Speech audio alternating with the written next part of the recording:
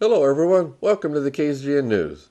Today we'll bring you news about our airport, a story from Congressman McCarthy's office, news from the Ridgecrest PD, news from the Historical Society, CHP coffee with a cop coming, today's gas prices, weather sports, and much more. From the Rademacher Hills to Bee Mountain and the mighty Sierras, Ridgecrest to Kern and China Lake, this is your news for the Indian Wells Valley with the KZGN News crew. Hello, I'm Tom Winnick. Thanks for joining us for the news affecting Ridgecrest and the Indian Wells Valley. In news about our airport, there's a call for help. Last week, the U.S. Department of Transportation released the request for proposals for airports seeking 2016 Small Community Air Service Development Grant Program. Grant applications are currently due to the Department of Transportation by May 3rd. The Indian Wells Valley Airport District is currently working to develop a 2016 grant proposal aimed at returning air service to the Kern Airport. There are a number of items that go into the development of the application. The Kern Airport believes that with grant funding, an airline can be recruited and local air service could be reestablished before the end of 2016. The airport's plan of action for the use of grant funds has been established, and a letter of interest from a viable airline has been obtained. In order to make the application competitive, the airport needs to show the local community is committed to matching at least 10% of the total funds requested and that travelers will support the potential new service. We have not had air service here since 2013. Scott Seymour, airport manager, is asking for support from the community. He is asking for the community to continue to support the effort by writing and submitting letters of support for the 2016 grant application. If you or your business is interested in supporting this grant application, you can pledge your support two ways. You can offer financial support through corporate matching funds, or a letter of support stating that you and or your company will use air service if installed. Sample support letters can be found at www.inyukernairport.com. If anyone wants more information, you can also call Scott at the airport. Scott's phone number is 760-377-5844. Everyone should get behind this application. All you have to do is write a letter of support. It's easy. Viable communities need to have air service in today's economy. So go to the website. There are 2 sample letters there. Get a sample letter, use it, or change it to add your support. Email your letters of support to nicole@inyukernairport.com. If you can offer financial support, call Scott. Again, the website for information is www.inyukernairport.com. Scott's phone number is 760-377-5844. At least write a letter of support. Now here's a story of Congressman McCarthy's help to a woman in need here in Ridgecrest. This is reported by KZGN-TV field reporter Tanya Pyle. Tanya reports how Ridgecrest resident Frederica Chandler described her desperate situation once she reached out to Congressman Kevin McCarthy's office. Chandler took to Facebook recently when her Social Security benefits stopped months ago, despite her best efforts to get results from the Social Security office. Chandler told KZGN she suffered a stroke in the meantime, which resulted in a cognitive deficit and chronic pain limiting her ability to get around. Additionally, Chandler said her Medicaid went away March 31st when someone misrepresented her to the state of California as having left the state. Chandler said she sold everything she had of any worth and ultimately turned to collecting cans before reaching out to media, to Facebook, and finally to Congressman Kevin McCarthy's office. Yesterday, Chandler said she spoke to Katie McGowan, a caseworker in McCarthy's office. McCarthy's office made that call to Lancaster Social Security on Chandler's behalf. Immediately, Chandler was contacted and told a check would be sent promptly. Chandler said they would be sending emergency funding along with thousands in months of back pay from 2015. Matt Sparks, spokesperson for Kevin McCarthy's office, said, "Unfortunately, these situations happen, and that's what our office does. People call us for a variety of issues, whether it is to identify medals earned and not acknowledged, to agriculture, to health and human services, or land issues.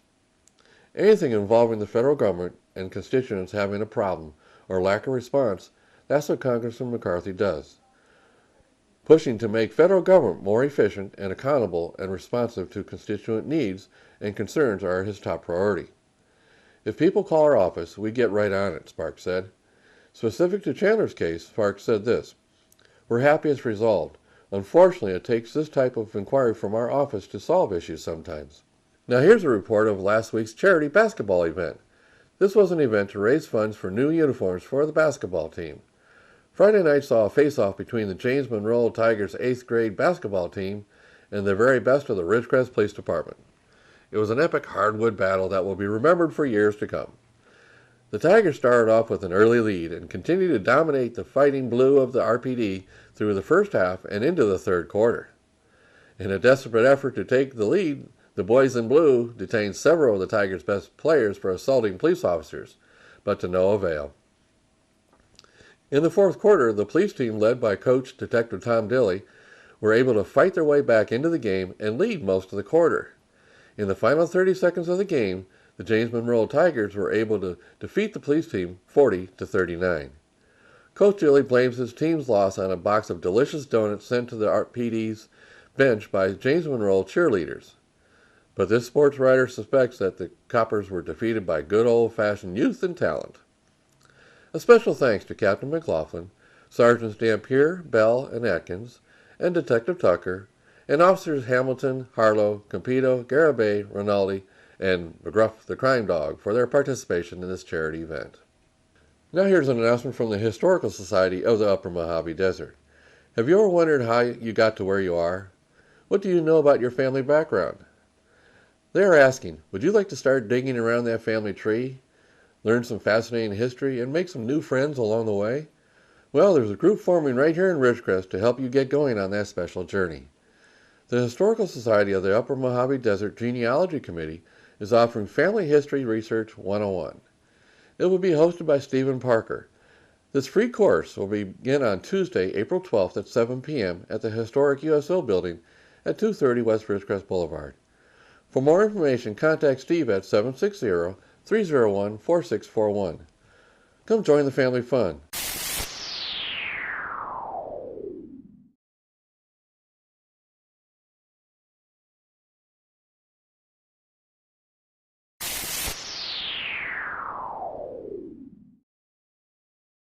Now here's news from the Ridgecrest Police Department. Distracted driving is such an important safety issue that April is recognized as National Distracted Driver Awareness Month. In California, police, sheriff, and CHP officials are joining the Office of Traffic Safety, the National Highway Traffic Safety Administration, and the National Transportation Safety Board, as well as law enforcement throughout the country, working together to focus on education as well as enforcement. The purpose of the campaign is to raise awareness about the dangers of distracted driving in an attempt to change behavior and save lives. Not just in April, but also year-round. The Ridgecrest Police Department will join statewide enforcement campaigns on April 20th, Zero Tolerance Day, when all agencies will be especially vigilant for distracted drivers. Although the purpose of the campaign is not to write as many citations as possible, sometimes citations are necessary for drivers to understand the importance of focusing on their driving. Distracted driving continues to be a problem, especially as the use of smartphones increase. Although such crashes are often difficult to prove, California had at least 84 fatal distracted driving collisions in 2013, 85 in 2014, and 67 in 2015. With the actual number of cases likely higher, the number of injury collisions for the same 3-year period shows an increase: 10,078 in 2013, 10,463 in 2014, and 11,023 in 2015. Data shows 2014 showed nationwide 3,179 people died in distracted driving collisions, which is 10% of all crash fatalities. An additional 431,000 people, or 18%, were injured in motor vehicle collisions involving distracted drivers. As we rely on our cell phones more and more in our everyday lives, we seem to be kidding ourselves in thinking that they don't affect our driving, said OTS Director Rhonda Kraft. Crashes are up. The scientific evidence is solid. The dangers are real, and they apply to all of us. We need to silence the distractions. The problem of distracted driving is significant, and no surprise to drivers day in and day out. The Department of Transportation notes that at any given moment during daylight hours, more than 660,000 vehicles are being driven by someone using a handheld cell phone. Officials will conduct a television campaign in April with the message, "You drive, you text, you pay." OTS will produce public service announcements and conduct a social media campaign urging drivers to silence the distraction. What is distracted driving? Distracted driving is any activity that could divert a person's attention away from the primary task of driving. All distractions endanger driver, passenger, and bystander safety.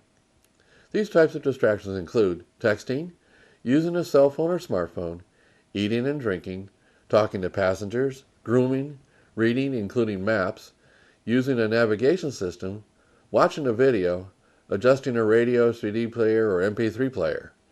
But because texting messaging requires visual, manual, and cognitive attention from the driver, it is by far the most alarming distraction. Don't text and drive. Kern County Job Fest 2016 in Ridgecrest reports the best success ever. KZGN-TV reporter Tanya Powell caught up with Kern County Department of Human Service Program Specialist Robin Liscomb and Job Fest sponsor Fleet and Family Support Center of China Lake job developer Jenny Rodriguez. Liscomb and Rodriguez were all smiles as they shared why this year the Kern County Job Fest in Ridgecrest was such a success. We're both job developers, Liscomb told us. For years, the two had separate events within a short period of time of each other. Rodriguez worked to assist military families with employment through the former Fleet and Family Cal Job Fair. In the meantime, Liscomb worked through Kern County to assist the general public. The two events made it difficult for employers to attend the military event and then turn around to attend the public event. Rodriguez said she and Liscomb worked to join the two events. The results made for a bigger success for everyone involved. With both events combined, employers didn't have to decide between which event they would participate. With Kern County overall employment rate at 10%, job seekers explored a greater variety of employment options. More than 300 job seekers participated in the Ridgecrest Job Fest last week at the Kern McGee Center, and more than 43 employers participated. Employers came from all up and down the state of California, bringing employment opportunities from entry-level to degree professional positions. Hansel Borges from InShape said the event was successful and well organized. We need to have this more often. Some recommended they offer the Job Fest again after high school ends and then before the first college semester begins. California Highway Patrol Public Information Officer Darlene Dotson from the Mojave Station described the event as the best ever. For additional information, please contact Heidi Carter Escudero at 661-633-7104. Now some events coming this week. On April 15, 2016, officers from the California Highway Patrol and community members will come together in an informal, neutral space to discuss community issues. They're going to have coffee and build relationships. Throughout the month of April, the California Highway Patrol Mojave office will be hosting Coffee with a Cop meetings at various locations in eastern Kern County. Coffee with a Cop provides a unique opportunity for community members to ask questions and learn more about the department's work in East Kern County neighborhoods. All community members are invited to attend. The event will be on Friday, April 15th, and begins at 9 a.m. at Starbucks located at 750 North China Lake Boulevard, right here in Ridgecrest. Please contact Officer Darlene Dotson with questions at 661-823-5500. The majority of contacts law enforcement has with the public happen during emergencies or emotional situations. Those situations are not always the most effective times for relationship building with the community. And some community members may feel officers are unapproachable on the street. Coffee with a Cop breaks down barriers and allows for a relaxed, one-on-one interaction. We hope community members will welcome the opportunity to ask questions, bring concerns forward, or simply get to know our officers, said Lieutenant Williams. These interactions are the foundation of our community partnerships. The program aims to advance the practice of community policing through improving relationships between police officers and community members. In news from the Kern County Libraries, we get this announcement. The Kern County Library is hosting a Volunteen Project. It'll happen Friday, April 15th and Saturday, April 16th. It'll be at all Kern County Library branches, including the Ridgecrest branch. Are you a teen looking to fulfill service hours? Are you ready to make a difference in your community? This two-day event will allow teens to earn service hours. This is in celebration of National Library Week. The Kern County Library is celebrating the dynamic changes that are happening in today's libraries. Service to the community has always been the focus of our library, and we look forward to hosting our first ever county-wide teen volunteer effort. Says Nancy Kerr, Director of Libraries, National Volunteer Week, which coincides with National Library Week, is the perfect opportunity to welcome teens and invite them to our Volunteen project, where they will have the opportunity to make our libraries sparkle, says Andy Apple, Assistant Director of Libraries. Teens 13 and up can assist with many activities, including organizing shelves, cleaning books, wiping down computer stations, and picking up trash around our buildings. If you're interested, stop by any Kern County Library branch that is open Friday, April 15th or Saturday, April 16th to participate. Library staff will be ready for your help. Sounds like a great idea for teens to get involved and volunteer. Now in KZGN's continuous effort to provide news and information you asked for, here are today's gas prices for Ridgecrest and some surrounding areas. Well, since my last report last Friday, local prices have held steady. And the good news is we still have the lowest prices in all the areas we're monitoring. As of this morning, Ridgecrest is ranging from $2.57 to $3.09, Lancaster from $2.77 to $2.99, the LA Valley area $2.63 to $2.79, and the Bishop area $2.72 to $3.09. We have 3 stations at $2.57 per gallon. Tune in Mondays, Wednesdays, and Fridays for updates. We at KZGN always suggest you shop locally to support our local economy. Remember, when you pay sales tax out of town, you're helping those cities pave their streets instead of here. Now stay with us. After the break, we'll have weather and sports.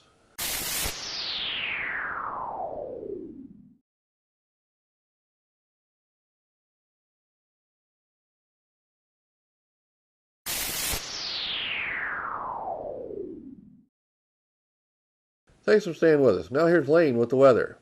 Thank you, Tom. From the National Weather Service, severe thunderstorms are expected to develop over portions of the south-central U.S. on Monday. Areas most likely to be impacted include eastern Oklahoma, Louisiana, Arkansas, and East Texas. Some of the storms will be capable of producing large hail, damaging winds, and isolated tornadoes.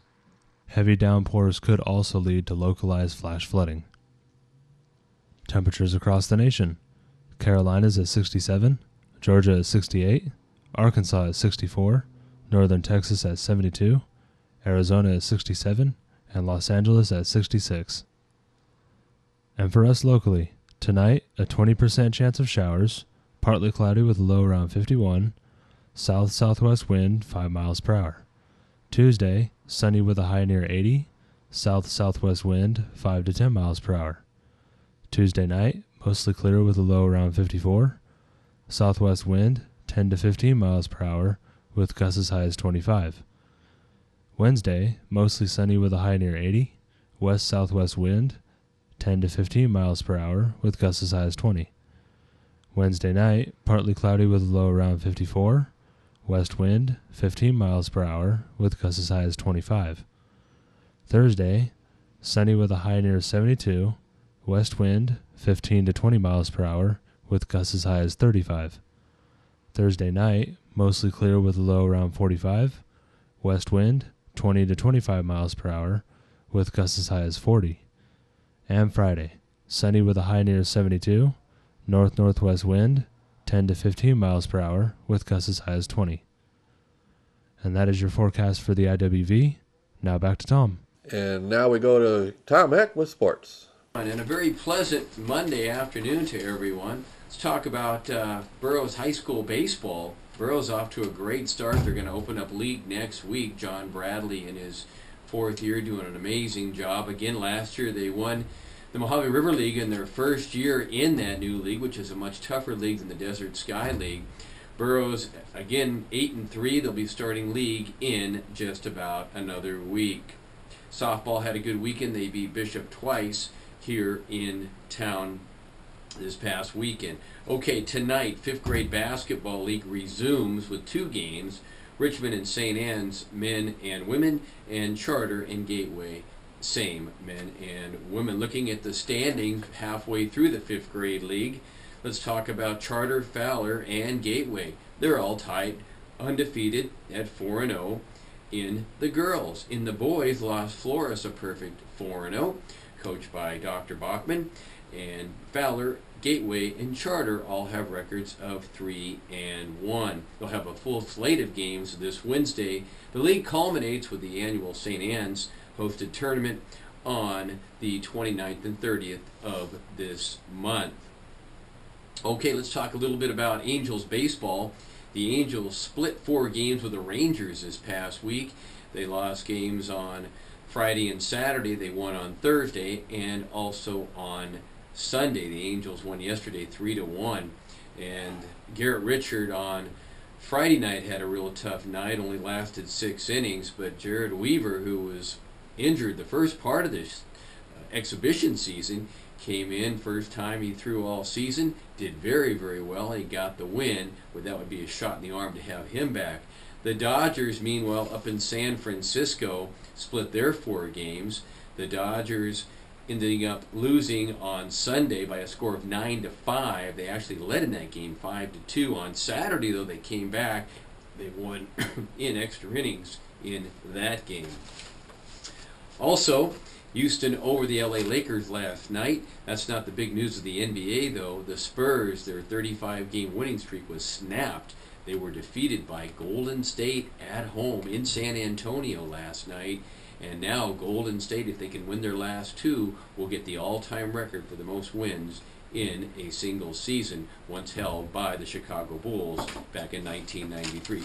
That's your sports on this Monday. I'm Tom Heck for KZGN. So that's the news for today. Also, KZGN-TV know you have a choice in what you watch for your news.